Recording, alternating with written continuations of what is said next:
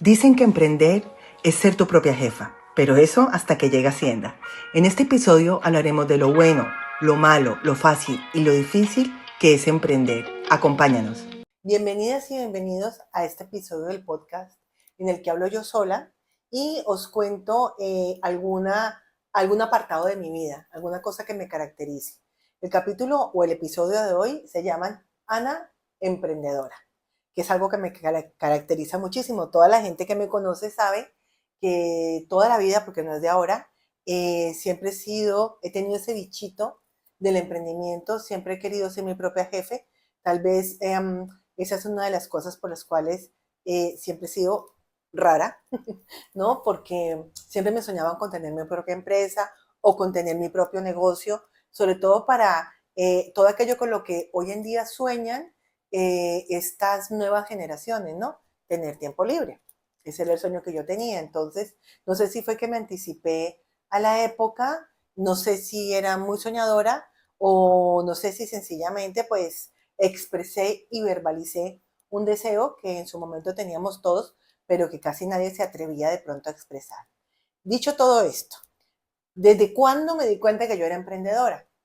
Yo me di cuenta de esto desde que era muy jovencita en el colegio, cuando vendía cosas para ganar dinero, como dice la canción, tener plata, plata, plata para gastarme en cosas que no necesito para impresionar a gente que no conozco, ¿no? Más o menos esa era la idea cuando era jovencita, pero me gustaba comprarme, pues, tonterías, yo qué sé, cosas que estaban de moda, esto, ¿cómo se llaman? Las de los álbumes, para pegar en los álbumes, tonterías de estas. Entonces, pues tenía pequeños emprendimientos, ¿no? En los que vendía, por ejemplo, letras de canciones en inglés. Yo las grababa con un cassette, escuchaba toda la canción, la escribía y las vendía en el cole, ¿no? Esa fue una cosa que recuerdo que hacía.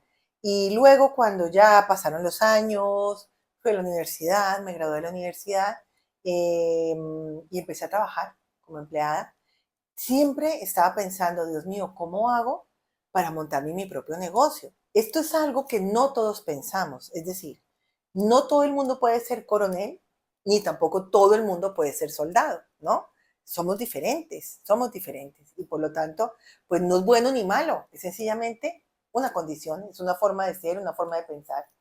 Entonces, como a los 25 años más o menos, decidí montar mi primer emprendimiento. Era, como no, una agencia de marketing.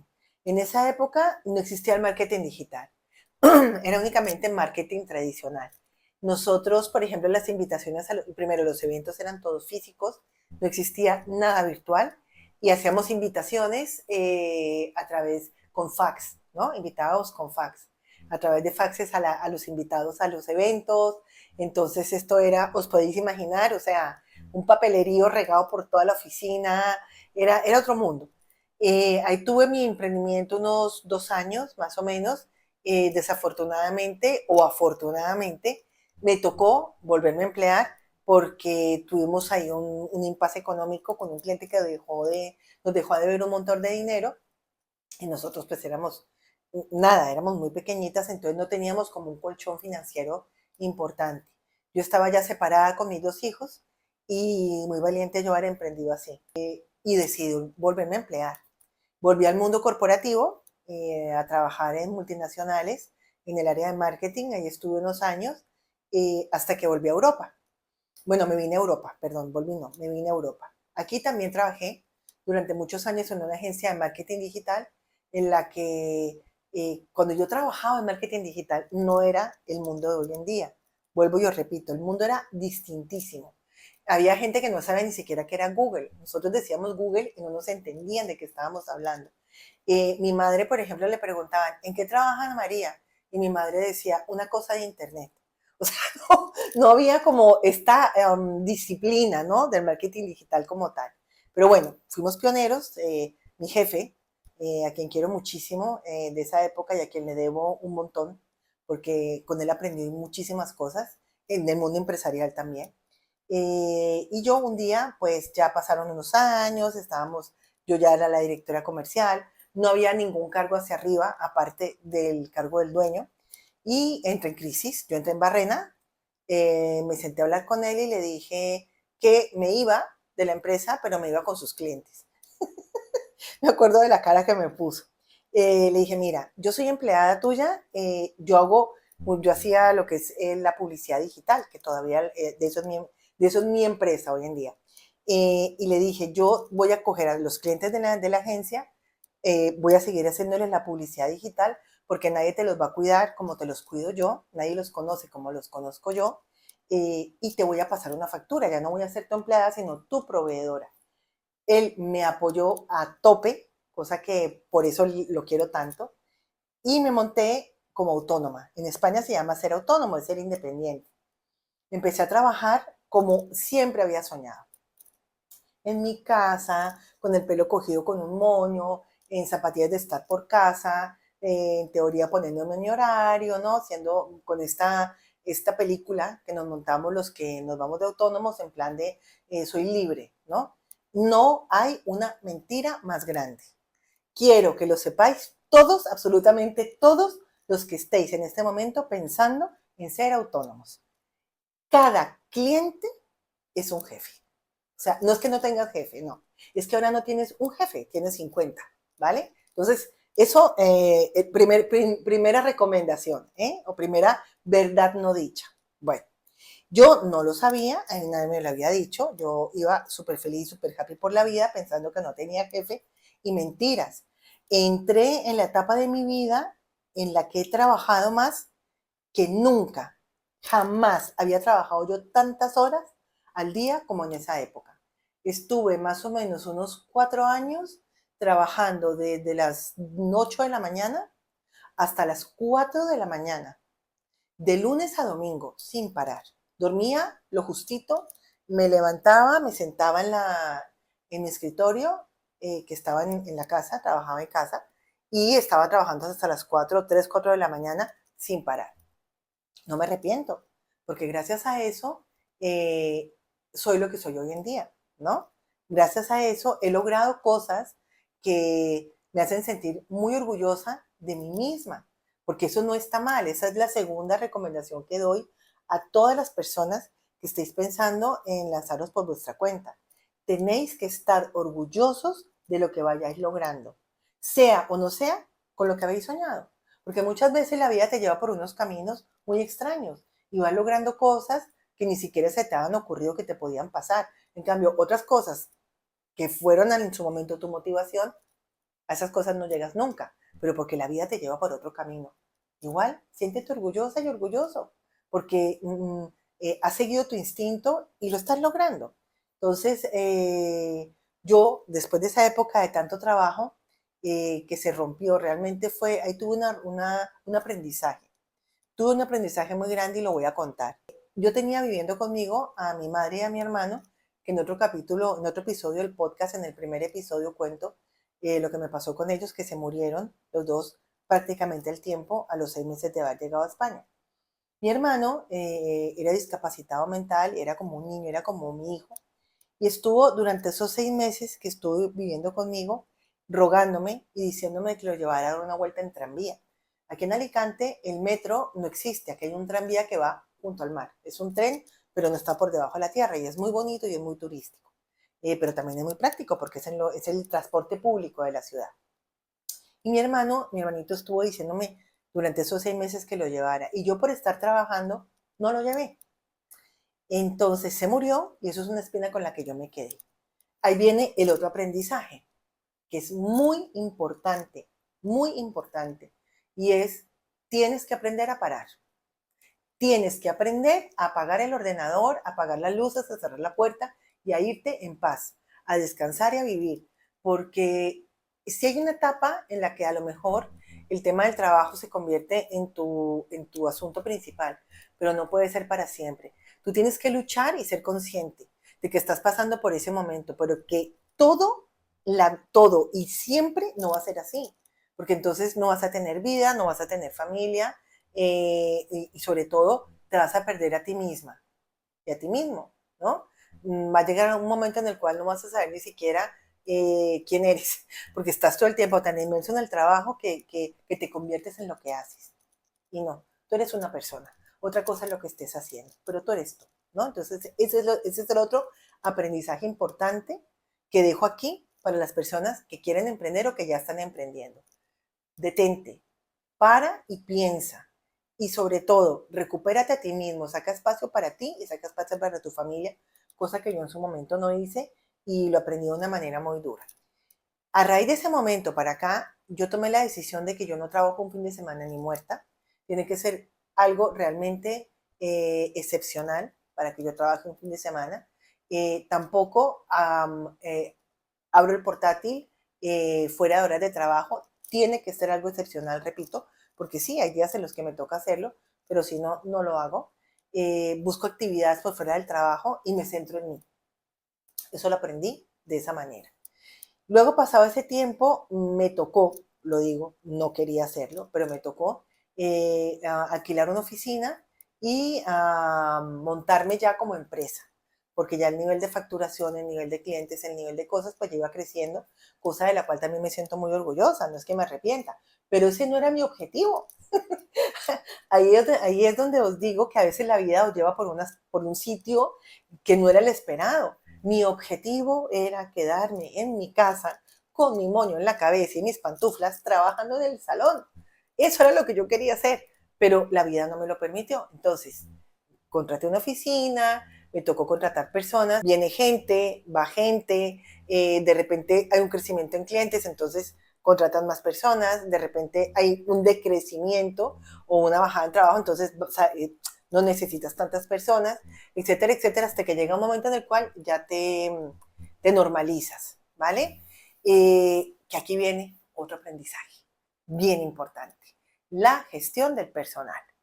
Bueno, una cosa es cuando estás tú muy a gusto con tu moño en la cabeza y tus pantuflas, tus zapatillas de estar por casa, manejando tu tiempo y siendo tú, diciendo tacos o groserías cuando te apetece, y siendo maja o simpática cuando te apetece.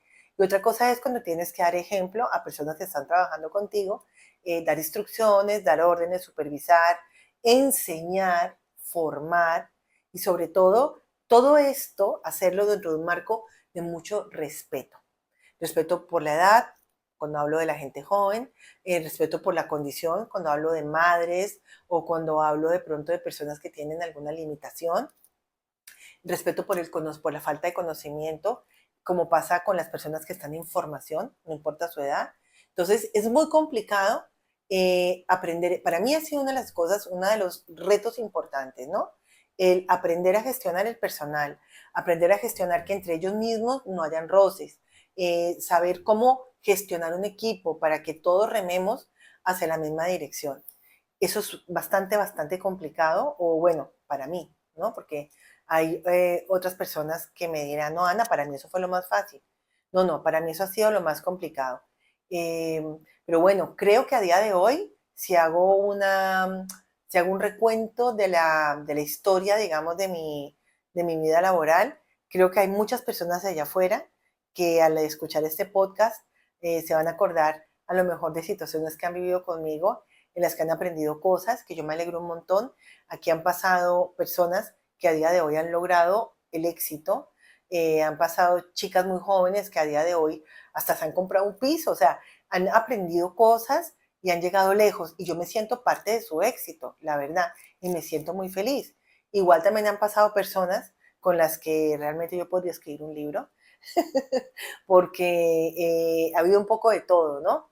Cada quien, pues desde sus propias necesidades y desde sus propias carencias, pero ha habido un poco de todo. Al ser una empresa pequeña, se nota todo mucho, esa es otra cosa que también es un aprendizaje para todos los que queréis emprender. No es lo mismo trabajar en una empresa grande, donde hay 50, 60, 70, 1000 empleados, no, no es lo mismo, o cuando sois 4.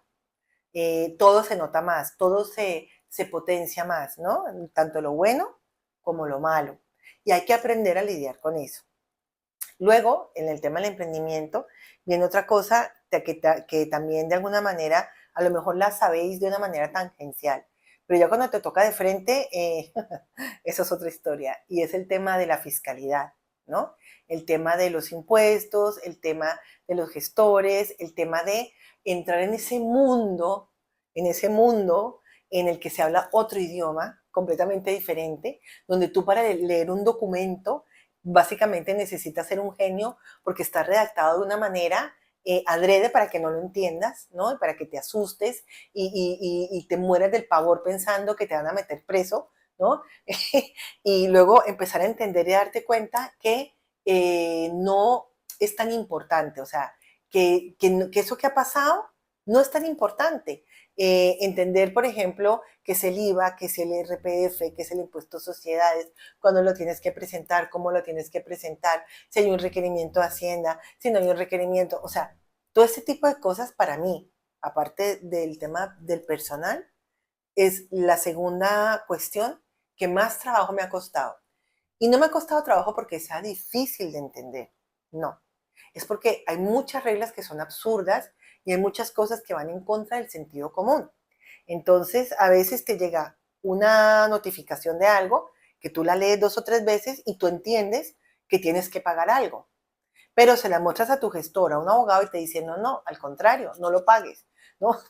Cosas de ese tipo, ¿no? Entonces, es un poco, eh, te distrae de tu actividad, ¿vale? Entonces, mi recomendación es que para ese tema consigas alguien, un aliado, alguien en que tú puedas confiar y que sea realmente un asesor, alguien que te asesore, ¿vale? No lo intentes por tu cuenta, no lo intentes por tu cuenta, es la recomendación que te doy, porque te vas a descentrar, primero. Segundo, puedes presentar algún modelo mal y generar una multa o generar un problema que si por pagar, yo qué sé, 100 euros, 50 euros al mes a alguien que sepa hacerlo, te vas a librar de todo eso, entonces no tiene mucho sentido hacerlo tú por tu cuenta, ¿no? Luego viene el tema de mantenerte al día, mantenerte siempre como con mucha información de temas actuales, ahora con el tema de la IA, por ejemplo, que no sé si lo he dicho, yo tengo una agencia de marketing digital y claro, estamos ahora con el tema de la IA, ¿no? Con el tema de todos los cambios, todos los paradigmas, todo esto que ha cambiado tanto en el mundo del marketing digital. Entonces, es ponerte al día en eso, ¿no? Tomar cursos, aprender, no sé, yo lo que te quiero decir es que si cuando te haces autónomo, viene como un torrente de pensamientos, ¿no? Que en algún momento se te puede convertir en ansiedad, porque son tantas cosas en las que debes pensar, tienes que tener tantos frentes abiertos que si no eres una persona organizada, si no eres una persona metódica y sobre todo si no tienes la experiencia para tener temple, correa o tablas, no sé cómo lo llames, a lo mejor te desbordas y te desbordas muy fácilmente.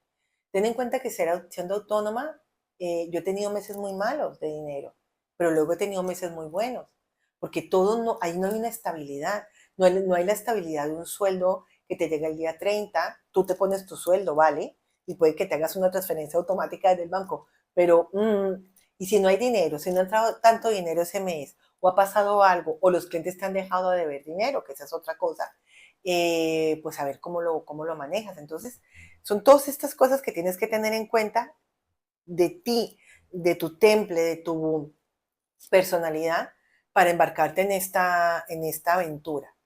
Pero ¿qué es lo bueno de ser autónomo? Yo no me arrepiento, bajo ninguna circunstancia, y no volvería a emplearme a no ser que pasara algo realmente excepcional, porque mi forma de ser, yo creo que ya no es compatible con ser empleada. Yo, aunque sea barriendo calles, pero como autónoma. Pero lo bueno que tiene este tema de ser autónomo es, primero, que no tienes techo. El techo te lo pones tú. ¿Quieres más dinero? Trabaja más. Segundo, todo lo que aprendes de la vida. Es que tú no te puedes imaginar lo que aprendes de la vida. Aprendes a gestionar un montón de cosas, aprendes a empatizar, aprendes a darte cuenta, entiendes un montón de leyes que antes no entendías, porque tú sencillamente estabas ahí remando en un barco, pero no era tu barco, ¿no? Ahora sí es tu barco. Entonces entiendes un montón de cosas, conoces una cantidad de personas valiosas, te das un valor diferente a ti mismo, ¿me entiendes? Como que vas como con más seguridad por la vida y no tienes por qué sentirte mal porque ganes dinero, que eso es otra cosa que el otro día me decía alguien en un curso, me decía que se sentía muy mal porque como que ganaba dinero y sentía que era como injusto con la gente que estaba empleada, o sea, tenía un cacao mental. No es injusto porque ese es el fruto de tu trabajo. Entonces, ser autónomo no es para todo el mundo, ya te lo digo, no es para todo el mundo. Pero si tú tienes ese espíritu de emprendimiento, si tú sientes que vas a ser capaz, que tienes esas tablas, que tienes ese temple y que te gusta la libertad y no tener un techo sobre tu cabeza, una limitante sobre tu cabeza, yo te invito a que lo intentes. Porque qué rico el día que uno esté en el lecho de muerte, arrepentirse de cosas que ha hecho y no de cosas que no ha hecho. O sea, qué rico uno decir, pues hombre, lo hubiera podido hacer mejor, sí, pero lo hice. A decir, no, no lo intenté, nunca lo intenté, me dio miedo, me dio pánico. No, no tengas miedo. No tengas miedo, que lo peor que te puede pasar es que te toque volver a emplearte. Y ya. Pero tienes que intentarlo, tienes que jugártela. Yo desde mi experiencia aquí en España, que no es mi país natal, por mi acento pues se nota, ha sido todavía un reto más fuerte, ¿no? Porque yo no estoy en mi salsa aquí. Aquí me ha tocado a mí hacerme la salsa, pero no es la mía.